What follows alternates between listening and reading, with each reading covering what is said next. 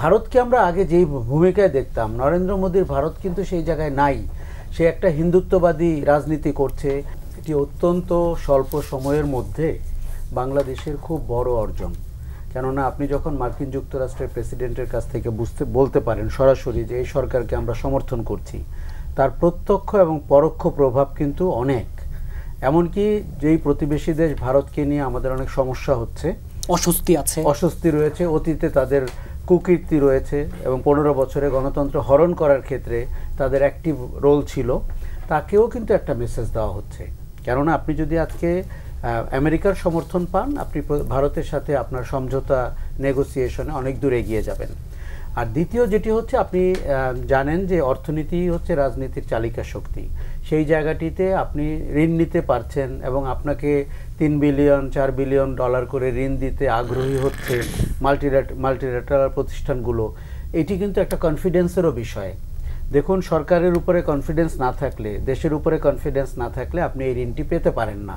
কাজে আমরা অর্থনীতিতে একটা আশার আলো দেখছি যে ঋণের দিক থেকে আমরা অন্তত আপাতত কিছুটা সেফ। কিন্তু আবার খুব বেশি মার্কিন নির্ভরতা, যুক্তরাষ্ট্র নির্ভরতা, আমার মনে হয় যে এটা ডিপেন্ড করবে। এখনো এই কমেন্টটি করা যাবে না, কেননা আমাদের 53 বছরের ইতিহাসে আপনি ওয়ার্ল্ড ব্যাংক, IMF এর সাথে কাজ করেছেন। দ্যাট ডাজন্ট মিন যে আপনি ওদিকে ঝুঁকে গেছেন। গত সরকারটি যেটি করছিল, যেটি ক্ষতি হয়েছে বাংলাদেশের, সে পশ্চিমা দেশগুলোর সাথে সম্পর্ক অবনতি ঘটিয়েছিল। যারাই নির্বাচন নিয়ে প্রশ্ন করেছিল, যারাই সুশাসন নিয়ে প্রশ্ন করেছিল, যারাই মানবাধিকার নিয়ে প্রশ্ন করেছিল, সরকার তাকে শত্রু বানিয়ে ফেলছিল এবং আপনি একঘরে হয়ে যাচ্ছিলেন। আপনি ভারত, চীন এবং রাশিয়ার মধ্যে বাংলাদেশের কূটনীতিকে সীমাবদ্ধ করে ফেলেছিলেন। দেখুন, এই দেশগুলোর 3টি দেশের ক্ষেত্রেই গণতন্ত্রের সংকট রয়েছে এবং মানবাধিকারের সংকট রয়েছে, সুশাসনের সংকট রয়েছে।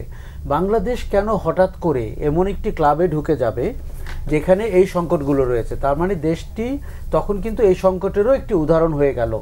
আরও একটা জিনিস হচ্ছে যে এই দেশগুলোতে জবাবদিহিতা কিন্তু ব্যাপকভাবে কম। ভারতকে আমরা আগে যেই ভূমিকায় দেখতাম, নরেন্দ্র মোদীর ভারত কিন্তু সেই জায়গায় নাই।